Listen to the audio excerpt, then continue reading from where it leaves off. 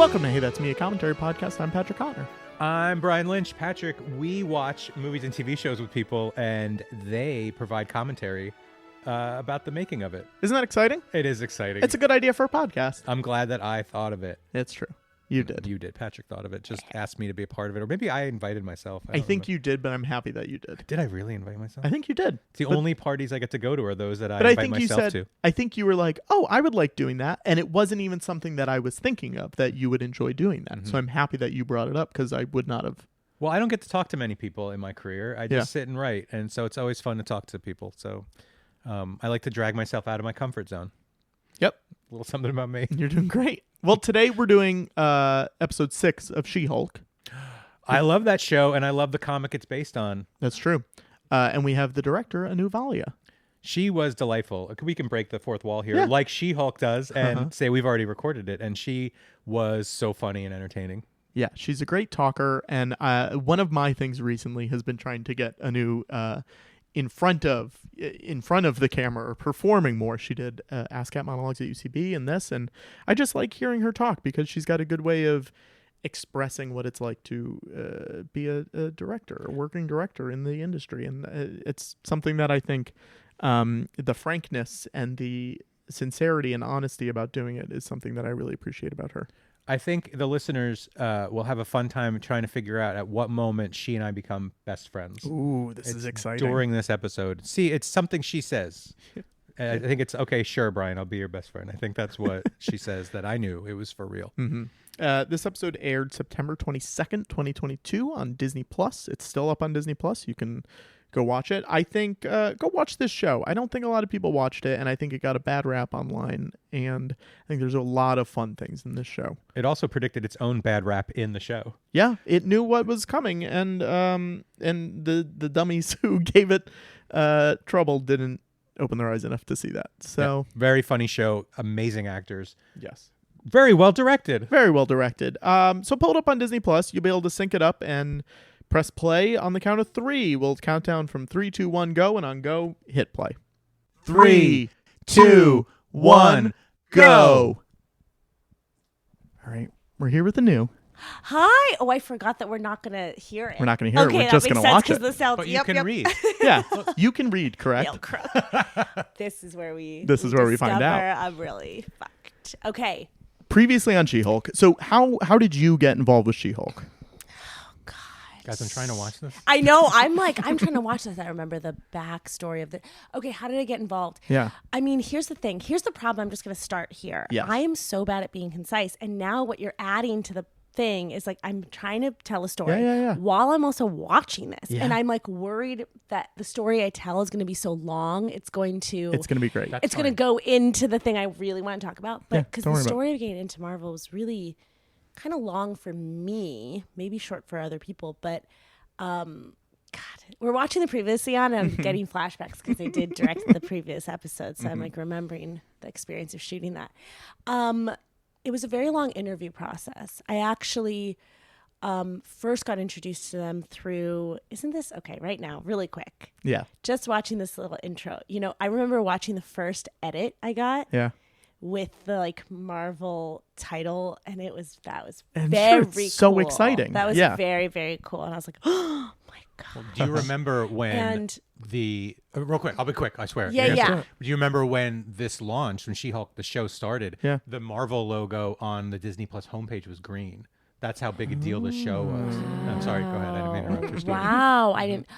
Oh, this. Okay, so I didn't finish one story. This might be a theme. For the listeners. Oh, God, I'd be so annoyed.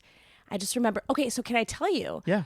Our incredible prop master, Russell Bobbitt, who does all the props for all the Marvel movies, his daughter made this. Wow. Made this box. Is she also a prop person? His whole family. Cool. Has gotten into the biz. He's the best in the business. His family is great. And I remember for 2 shots, we spent so much time on that, and she did it, and she was so great. These two, I love these guys. So it's a we long actually process. reshot this Talk scene. to me. Sorry, we're I doing know. this. Yeah, I know, you're I know. very good. I know. We reshot this scene, but I shouldn't Why? be talking about the reshoots. You know, Marvel's famous for you reshoot a lot. You shoot new scenes. You go back into the edit. You realize what you've missed. Yeah. And So Thor was in the original version. He knows more than I do. And so I was actually in town a year later shooting a different show, Big Door Prize for Apple. And I was in Atlanta and I knew we were reshooting. So I came down one day, left the office and shot this scene with these guys. Yeah, that's a little tidbit for you. How did I come involved? So, Yes.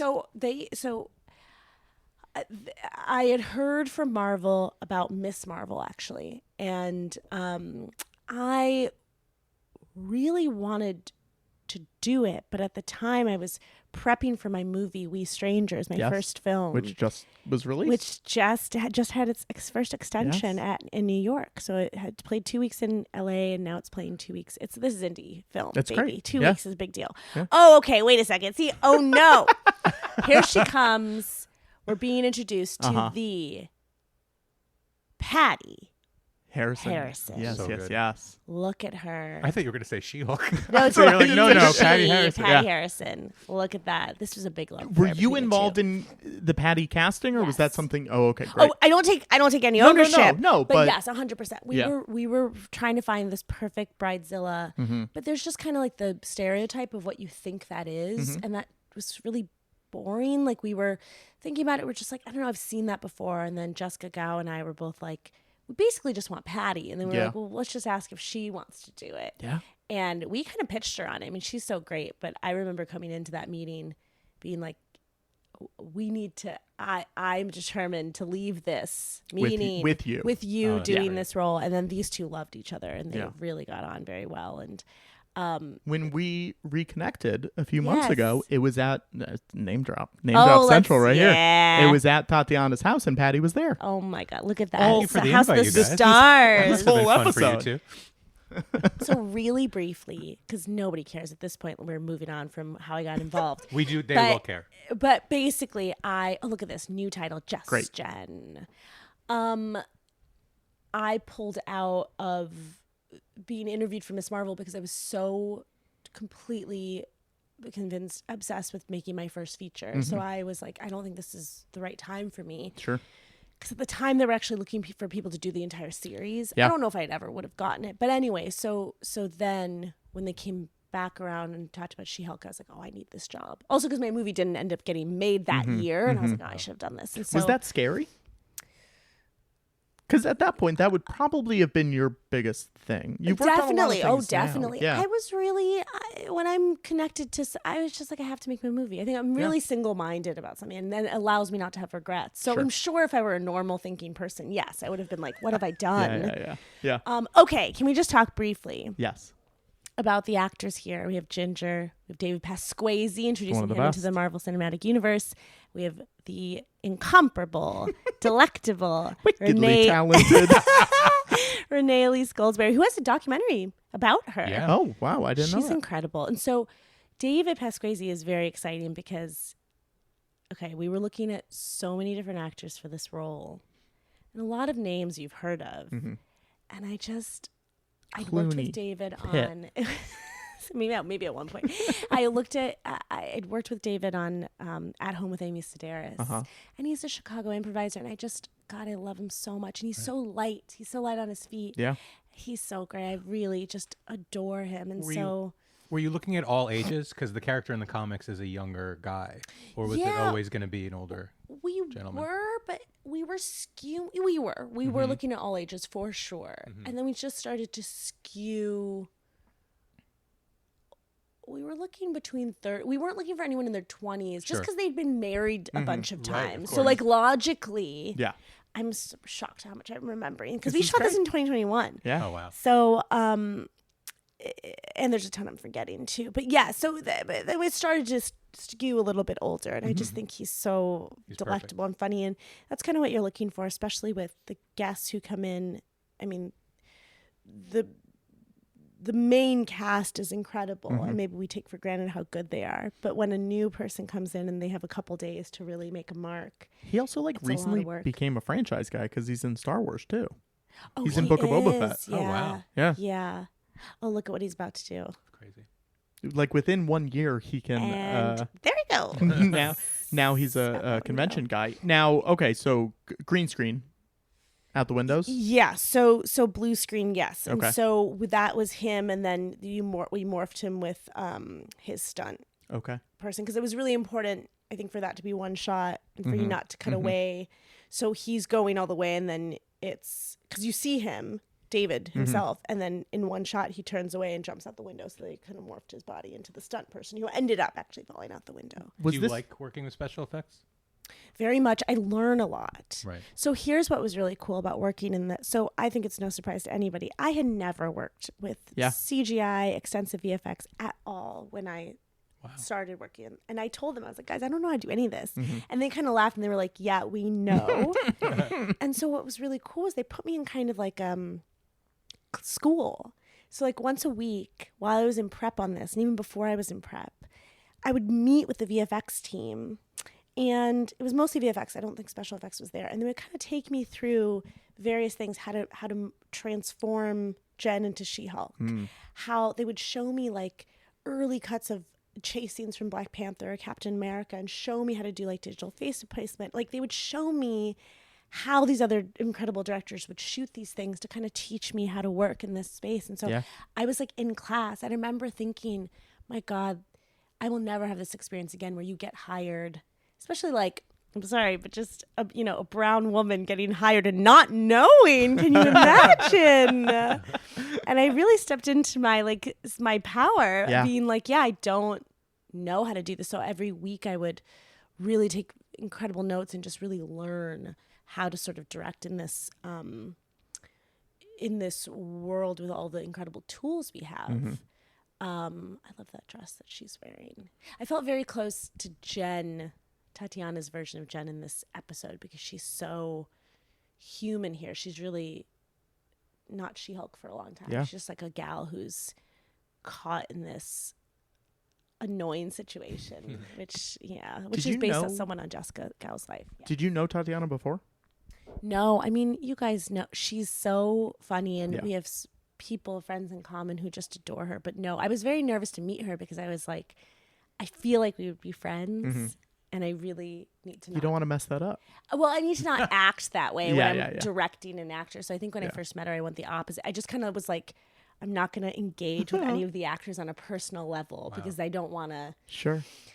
How did that work out? It was weird. I was really weird. For the first couple of weeks, I remember just being like, I'm not going to talk. I don't want to make an actor feel extroverted when they don't. Sure. They should just be thinking about the scene. But I think I was being too. Serious. We're watching a person at a wedding. Like, who cares? Who turns into a big green monster? Yeah, I think it's fine. Yeah. This, and we shot all of this stuff out at a real on location in Atlanta, and which is hard, because when you're doing, because later on in this episode we have a big fight sequence, and when you're doing fight sequence and you're doing any sort of flying, you sort of want to shoot in a more controlled environment in a studio or in a set, so you can rig everything and you can rig people flying and you can do all that. It's hard in an actual factual location. So I remember kind of landing on the fact that we were going to shoot this on location was a long process. Was this post-vaccine? Or were you guys all still very funny you asked that? Thank you so much. There was a lot. I pride myself on that. Thank you. We shut down because of COVID while we were shooting there. Our last days of shooting this whole series for me was at that place because people were getting COVID. Wow. There the vaccine? The vaccine did exist. It was in summer of 2021. Okay. So we were all vaccinated. Marvel has it stockpiled. Sure. Yeah, well, I did get a couple vitamin B12 shots in my ass, courtesy of Marvel. So I thank them for that. Look at Can't this. say you never got anything from them. Exactly. Look at this group of people. So how much are you involved with casting these women? Very involved. You know, that's the thing I think there's a misconception about, or at least my experience of working with Marvel I feel like they really treated the television directors like we were film directors. Mm-hmm. We were very involved. But what, the writers and the team had been involved in this show for much longer than me. So in terms of like what She-Hulk looks like, all of that, that stuff was kind of all figured out before I was brought on. But but by the time you're kind of in there, they want you to have a creative vision, which is really exciting and kind of rare for television directors, I feel. These three really got a kick out of each other. Look at them. I mean, they're all funny, which is nice. You know what I mean? Like, I feel like on this show or on Marvel projects in general, to get like three people who are all funny in their own ways and like so talented. Yes. The humor of this show is one of its major strengths. We were watching it yesterday. We rewatched it this week, and we were both like, "The show's so funny and fun," right. And it's a breath of fresh air, I think, in that universe. I think that's true, and that's a credit to the writers. I feel like they were making a capital C comedy here, and and then I think it was just making sure that we had comedic actors to do comedy first, because then you don't, as a director, don't have to do much. They're just naturally funny, and plus the scenes. Oh man. Okay, so anyway, I think did I finish the story of how I got involved with Marvel? Yeah. Enough. Yeah. You gave people the taste. I like it. What would be your, if you were talking to someone who just got hired to direct at Marvel? Yeah. What would be the thing you would tell them, like, do this? This is something that I learned that I think would be helpful for you as someone coming in. Like direct good. Yeah, like That would be direct good. Probably. Yeah. I feel, because when I did get the job, I was very nervous. I'd never worked, and you can kind of think in the end, you're really just there to make creative decisions and try to tell a completely absorbing story is the idea.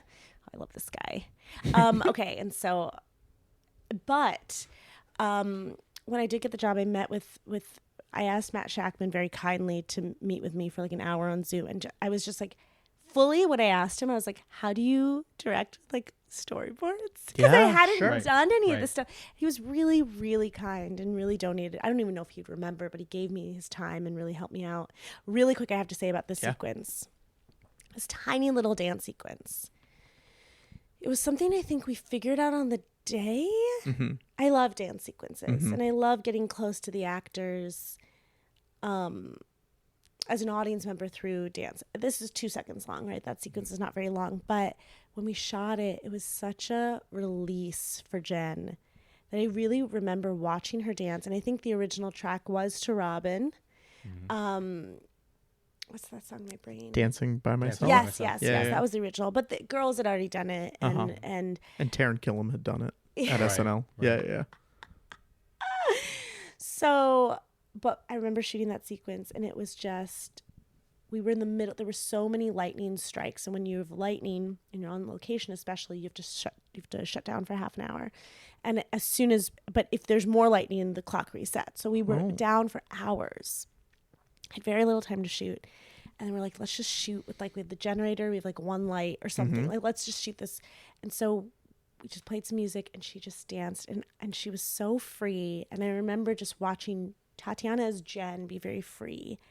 I was weeping. I was at the monitor crying so hard. It was completely, and it's actually kind of irresponsible. It's like people are then kind of checking on you, and you're like, I was just so. That was a very emotional experience. I was near the end of us filming this whole series. And anyway, so that little tiny thing that made like a 2 seconds appearance was a very momentous experience for us. It was one of our my last day shooting with Tatiana as well.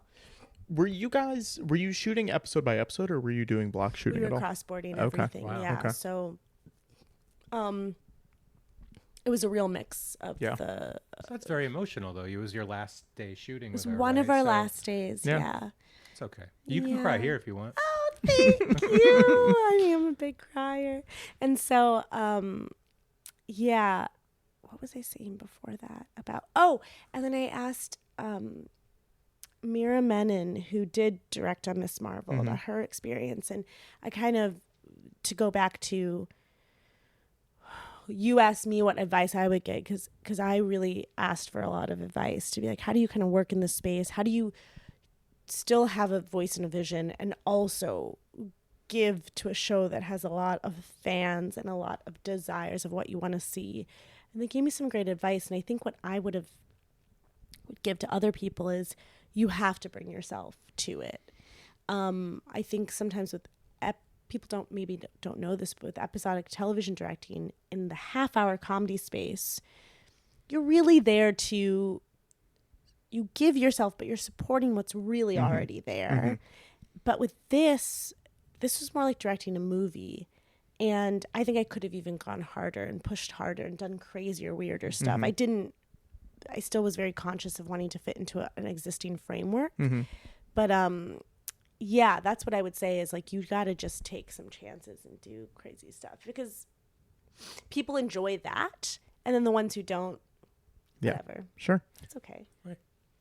Who cares? What do you think if you went back for another Marvel project? What do you think you would do different? That I would do exactly. You would go that. crazier? I would go nuts. Yeah. I would try all sorts of things. I was still like a half-hour comedy director, I think, being like, oh, look at this. Oh, this was so fun.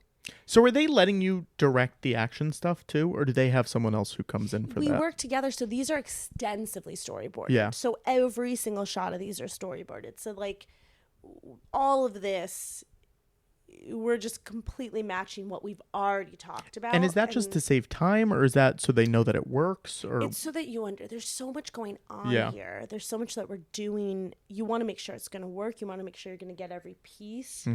You have to break it all down to pieces. You're not just like shooting it. You're breaking every shot down. And there's so much you need to know with VFX. You're also pricing all of this out. So there's a lot of stuff that goes into any CGI transformation or any fight sequence. So all of this was completely figured out beforehand. Well, what if you had an idea that day during the fight? Would they be open to that? Or Totally. It's. But what I know is you kind of need to go into this knowing that it's going to work. Okay. And so absolutely, like I'm directing it, and I'm also very, very. Look at that. Let's be coach. How did you do that? Was that CG? The shoes so popping off? So we shoot the she really did that in real life. We shoot, okay, I'll answer that question. But the last thing I'll say is the stunt coordinator is also super involved in this, because they know what looks real more than I do. Yeah. So I'm sort of sharing what I think should happen, directing the actor's performance, and then also very much the stunt coordinator comes in and is like, okay, we also you're going to punch like this, and you're going to. So for all of this, the funniest, weirdest part, and I have videos of it, when you're shooting with a CGI character, it is, you have to do so many passes. Every shot, you have to do so many passes. So you're doing the actual thing with the actors. Then you're doing and by that I mean Tatiana's in like a motion control suit. Then you're shooting it with a person who's painted green, so you can understand how the light reflects off of her body. Then you shoot the exact same thing with a statue with a wig on, so you know how the light reflects with the hair. Then you shoot a plate with the actors but no person in it, which is actually what's used most of the time. So it's so weird, because what you end up using is a scene where all the actors are acting to not Tatiana. Yeah.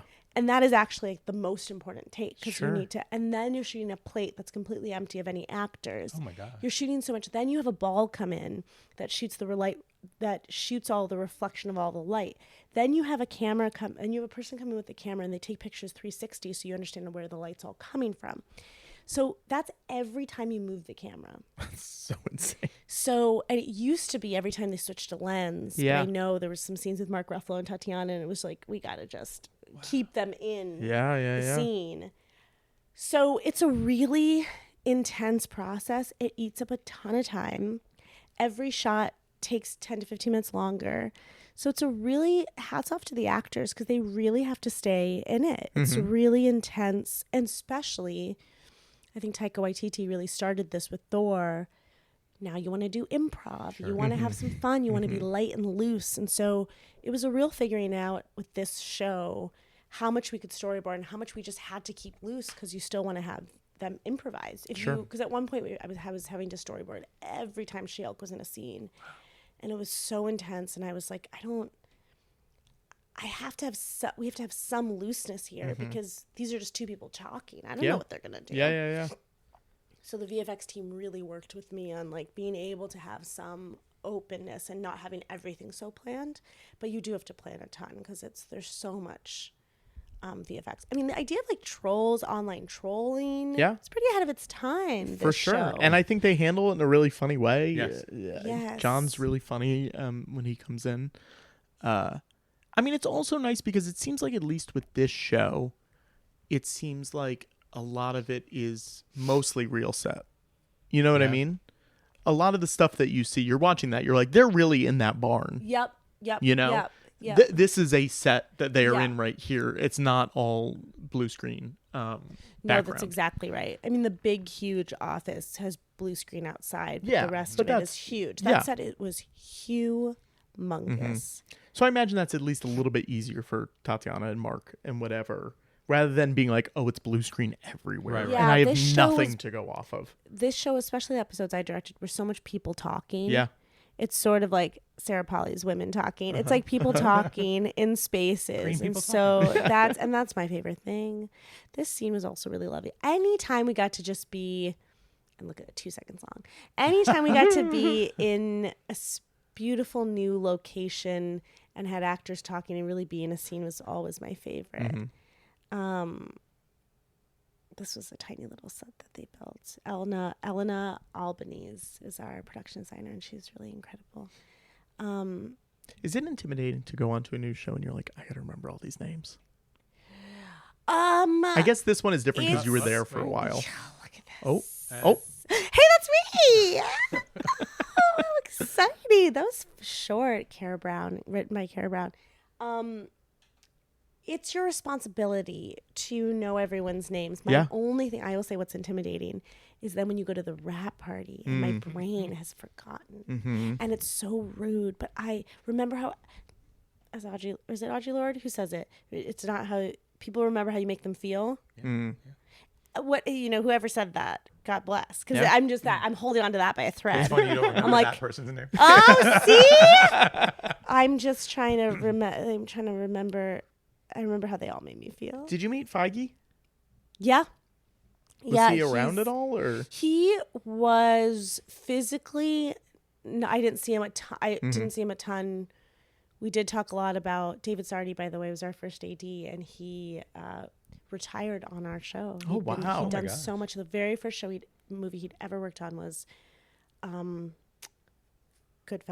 Oh my gosh! And then the last was She-Hulk. Wow. Two thematically very similar. It rhymes. Yeah. But no, Kevin's so wonderful. He's everything you say. I had limited interactions, of course, at the very beginning. Talked to him a bunch, and then I would pitch a bunch of stuff. And when I wanted more money, I would ask for it. And then he went to him directly for that? It was only one time he came, him and Lou Desposito. Yeah. Bags of money. And they came down to check on us. And I was like, this is my time to shine. Yeah. Can I have more money? For the episode. For the episode, not pay me more. I thought you were saying for you, and I was like, what a wild interaction that must have been. That's rude. We're going through the credits. Yeah, no. There's like 7 minutes of credits here. Oh gosh. Was that a difficult conversation? No, well, we all had masks on, so I couldn't read anyone's. That's great. Yeah, but so you're a it's little more bold when you a little bold. Yeah. He just won't remember my face. He's just seen my eyes. Can I have more money for me and for the episode? And did he say on the spot yes? I think he was like, I asked him and Lou. Well, I was just like, "Is my one face to face?" Yeah. And we need, as always, we need more money all the time for everything. And so, can I have some? He probably had it on him. Yeah. He's doing quite well. I think well. what I asked was, I think I said we need more days. I think everything. He was like, "How's it going?" And I said, "It's going so well. It would be going great if we could add 2 more days or something." Huh. Who knows what I said? If they were like, "Okay, you did great. Congratulations. Which I don't even think they said. We love you. Well, I'm saying it to you right now. Yeah. And we've got a whole slate of characters. Yeah. Who do you want? Oh my God, this is the best question. Yeah. Oh, wow. Just pretend I'm Kevin. I wear a lot of hats too. Mm-hmm. So, but you don't have money under your hat. That's true. And you have all the days you need. Mm-hmm. That is so. I'm like nervous to answer this question because Yeah. I feel like I'm going to say something That's and why then I'm people putting are you on going the to go. spot. People are going to go. She couldn't handle that. No one's gonna say our people Yeah. listening to this are very nice. I think you'll be fine. Yeah. That's really exciting. I will say, can I Patrick, say by the way, might say that. Yeah, I'll say it. in the universe, Uh-huh. like in the She-Hulk universe, actually, Yeah. I love Titania's Mhm. character. Great. I find her to be so interesting. And obviously, in our show, she serves a very specific purpose. So we don't necessarily get so into her. But I would love also, I'm sorry, give me that Hulk. Yeah. Yeah. I would want, Yeah. God, mostly also because I never physically got to work with Mark Ruffalo because Sure. he's not in my episodes. Okay. And so I would truly, I'm sorry, I take back. No. No, don't Oh. take back. Fuck Titania. Don't take back. I You wanted can to have more than one. I truly to be able to explore his character and get deeper into him and his son would be very fun, I think. I desperately want you to send Kevin an email that just says, nothing else. Give me Dad Hulk. Give me that Hulk. That is And he would what go, I want. who's this? He No, would he would- no, he respond. would He would not. respond. He would but respond. He would go, Yeah, who's yeah, this? yeah. He's a nice guy, right? Yeah.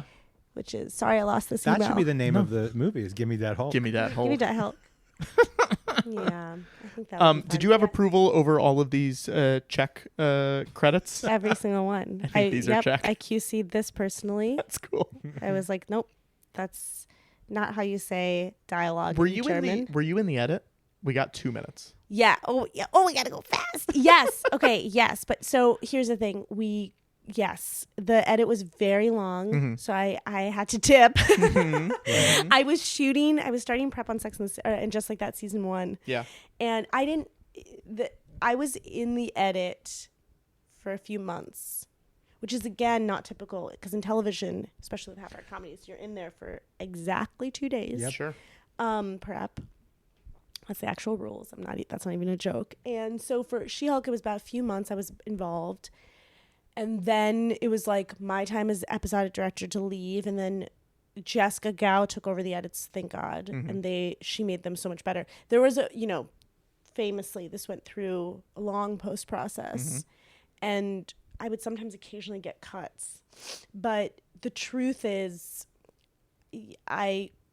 contractually, I wasn't on for that much longer. So I was not involved with the edit for the year or whatever. But then once we picture locked, I came back for like a mix, back for the the music spotting and stuff like that. So I was involved, but not as involved as I would have been if it were a feature. For sure not. Jessica took on a lot of that responsibility. We're going to go a little beyond the end because I have one more. Yeah. Oh, yeah. Unless And I you want to don't make have- sure that all of the credits Yeah, that I approved but are up there. What was your first big TV thing? Because you did like My Brother and Me, and like some of the, we're gonna call it CISO stuff. You did some CISO stuff. CISO 1 season. Yes, but what Exactly was like the first thing where you're like, this is on Apple or this is on HBO, this is on whatever?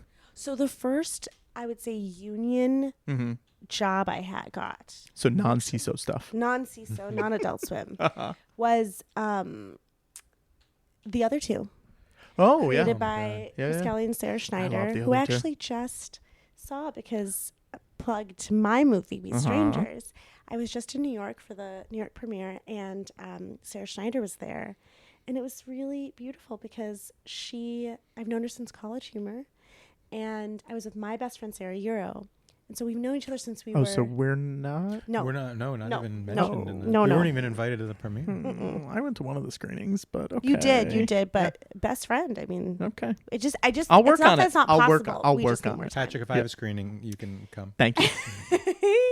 And my best friend Sarah Euro, Keep saying it. sorry, is pregnant now, and I had my first movie, and Sarah Schneider started crying. It was really I don't think she'd like me to say that, but I'm putting her on blast because she was the first person to believe in me, and then look at us, we grew up. Yeah. But she was the very first I directed 2 episodes of the other 2, when it was on Comedy Central. Yes, and then HBO Max. Well, if you're looking for a best friend that doesn't cry, I haven't cried for years.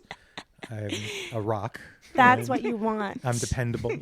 Oh my God, that's amazing. My mom passed away this summer. Didn't cry. I cried. Didn't cry. Didn't cry. No, that'll come. Everyone grieves differently. I'm really sorry for your loss. You took it there, and I appreciate that. We are best friends. This is we are making a lot of progress. Yeah, I love it. So we're wrapping. Now we're done. I mean, I'm just staring at the menu. Yes, you're staring at my Xbox menu. Do you have any final thoughts on She-Hulk before we, spoiler alert, move on to another episode of another show that people will hear in a few weeks? Oh, how exciting! What I will say is, it was a very emotional experience working on the show. I felt very, very honored. I made some best friends on that show. Everyone is a best friend but you and I. Working in that universe on those 3 episodes was a very pinch me moment, and I have a lot of gratitude for that experience. I've never had an experience like that since, just in terms of being able to be so deeply involved in something. Yeah, it was the best. That's great. It ruled. You will. You work on everything. Yeah, you really do. You really do. It's exciting. And as your new best friend, I just want to say I'm very proud of you. Oh my God. I really, now this isn't a bit anymore. I'm feeling very close. Okay, you. well, Don't make me cry. Don't. It might happen. I'm not going to say it just because he said it, and it would feel like I was just trying to one up it. I can't do that. Seriously. Thank you, Anu. You're welcome. She-Hulk. What was that? That was the theme song. No, the theme of She-Hulk is like, making my way in the big city. I'm tall and green and I'm kind of pretty. I'm She-Hulk. You should write songs. I did. I just wrote one. Have you ever written a song for a movie? Yes, I've been working on a script for a while, and I've written 55 pages of it, and there are 3 songs in it. And you know what? My wife is my harshest critic on everything I do, from work to life. And she said the songs are amazing. She was shocked. Yeah, I loved writing them. I have to get back to it. It's just the paying gigs are taking attention away from the passion projects. That's awesome. Well, I hope that we all get to hear it someday. You won't. So She-Hulk was great, and I learned a lot of cool stuff, and Anu is my new favorite person. Yeah, she's really good. Spoiler alert, we have another episode coming with her down the line. Not She-Hulk, a different show. Yes. But it also starts with an SH. See if you can guess what it is. Oh, it's... Shitstorm. Yeah. Shooter. Guys, if you enjoyed this show, you should go check out our Patreon, patreon.com/commentary.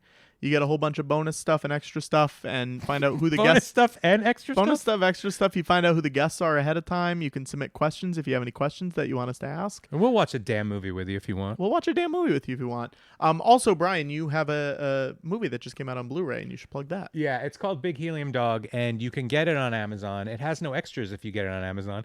So get the Blu-ray, and there's so many cool extras. But I think it's a very funny movie. I shot it in '97.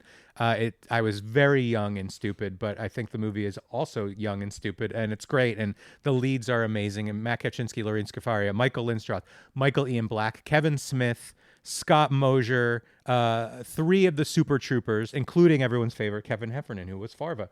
And it's out right now, and I think it's a fun movie. My intention for the movie was something you watch with your friends late at night, and you'll have a good time. And I think that's what we did. And it's got a lot of good bonus stuff. You and I do a commentary on it with the lead, Matt Kaczynski. Yeah, very and exciting. There's a Q&A reunion that I did with the cast.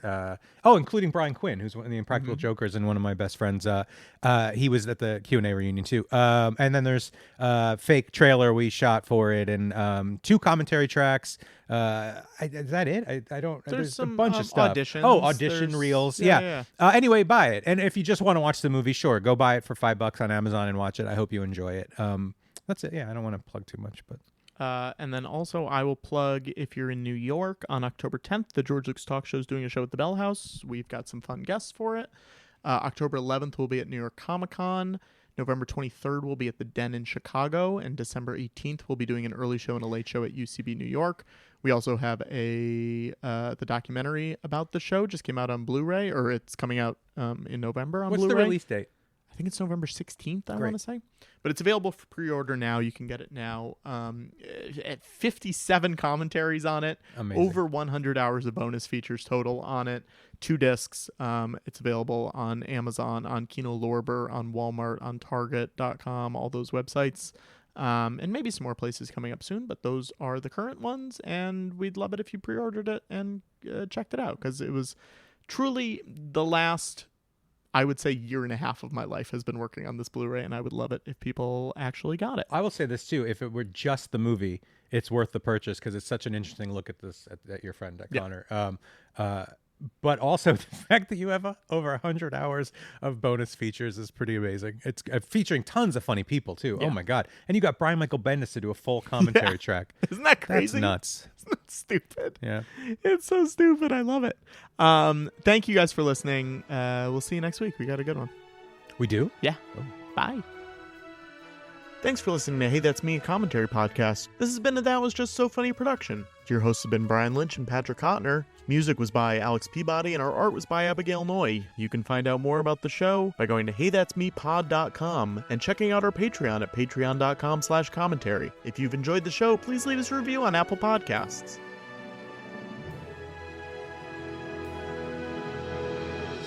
Please tell your friends about this show.